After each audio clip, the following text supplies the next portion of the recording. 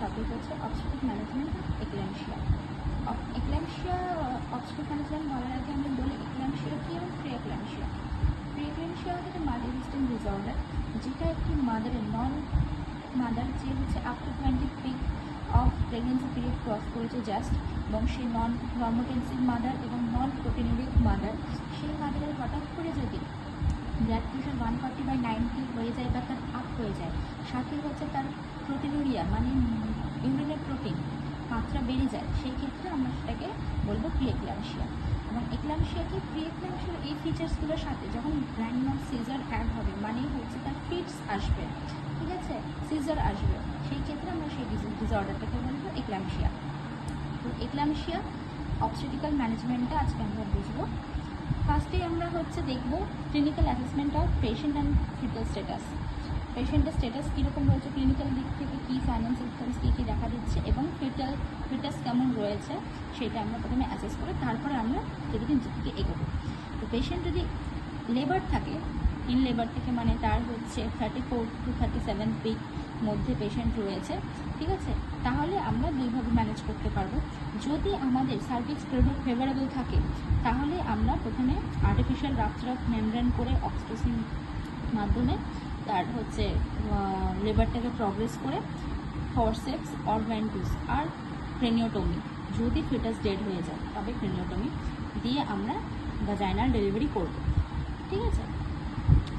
Forcep ভেন্টুস যদি আমাদের কোনো রকমের হেল্প লাগে, যদি বেবি ভালো থাকে ঠিকঠাক থাকে তবে সেই ক্ষেত্রে ক্রেনিওটমি, যদি বেবি ডেড থাকে তবেই কিন্তু, হ্যাঁ। আর যদি সার্ভিস আনফেভারেবল থাকে, পেশেন্ট হচ্ছে প্রচণ্ড ফিক্স হচ্ছে, সব কিছু পেশেন্টের অবস্থা খুবই খারাপ, তাহলে সেই ক্ষেত্রে আমরা সিজারিয়ান ডেলিভারির দিকে এগোবো।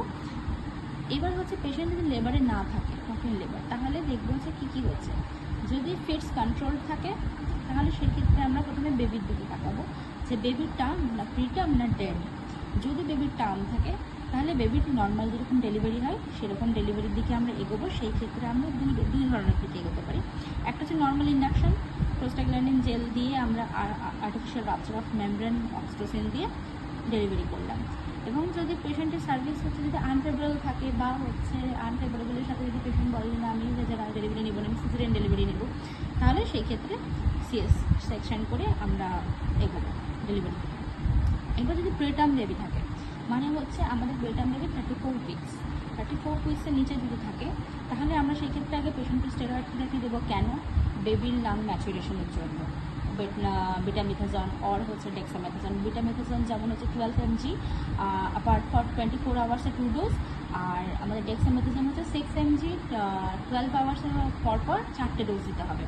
এবং 48 আওয়ার্স পর সাধারণত ডেলিভারি হলে খুব ভালো হয়। যদি হচ্ছে 34 উইক্সের কম থাকে বেবি তাহলে সেটা বেশি বেনিফিশিয়াল হয়, হ্যাঁ। আর সেই বেনিফিটটা মোটামুটি 18 ডেজ অবধি আমরা কাউন্ট করতে পারি, যে 18 ডেজের মধ্যে যদি আমাদের এই স্টেরয়েড থেরাপি থাকে তাহলে বেশি খুবই ভালো হয়, হ্যাঁ। যে স্টেরয়েড থেরাপি দিয়ে আমরা সেক্ষেত্রে ডেলিভারির দিকে এগোবো। ডেলিভারি সেম একই প্রসেস। যদি হচ্ছে ভাজাইনাল ডেলিভারি তাহলে হচ্ছে প্রোস্টাগ্ল্যান্ডিন জেল দিয়ে আমাদের সার্ভিক্স ফেভারেবল করে তারপর আর্টিফিশিয়াল রাপচার অফ মেমব্রেন করে বেবি যখন হচ্ছে অ্যান্টেরিয়র শোল্ডার বাইরের দিকে বেরিয়ে আসবে তখন হচ্ছে আমরা অক্সিটোসিন 10 mg ড্রিপ দিয়ে ডেলিভারি করলাম।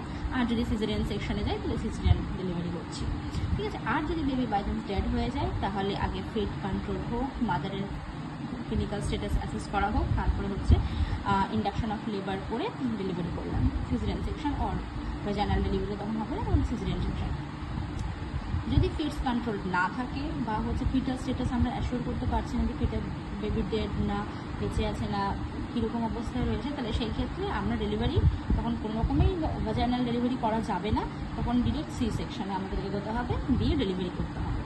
ডেলিভারির পরে আমরা কী করবো, ডেলিভারি প্রথম পরেই হচ্ছে আগে আমরা নিউনেটাল রিসাসিটেশন করবো। বাচ্চা এতক্ষণ ধরে মাদার ফেস করছিল, সেই ক্ষেত্রে মাদারের যত কোনো কমপ্লিকেশন সেই সব বাচ্চার মধ্যে পড়বে।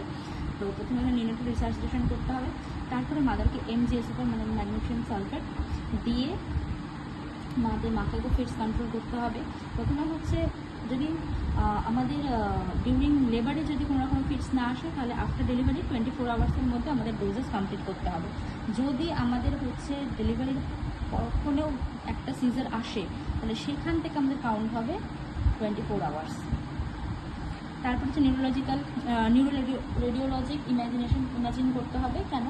কারণ যে মাদার যেহেতু ফিটস চলছিল কন্টিনিউয়াসলি, মাদারের বিভিন্ন নিউরোলজিক্যাল ড্যামেজ হতেই পারে, সেই ক্ষেত্রে সিটি এমআরআই করিয়ে নেওয়া অতিরিক্ত আবশ্যিক। নেক্সট হচ্ছে মাল্টিডিসিপ্লিনারি টিম অ্যাপ্রোচ, মানে হচ্ছে পিডিয়াট্রিশিয়ান, গাইনোকোলজিস্ট, অ্যানাস্থেসিস্ট, সব রকমের টিম নিয়ে আমাদের মাদারদের জন্য সবসময় রেডি থাকতে হবে, যে কোনো মুহূর্তে যে কোনো কিছু হতে পারে। এইভাবে আমরা একটা এক্লাম্পটিক মাদারকে ম্যানেজ করতে পারবো অবস্টেট্রিক্স থেকে।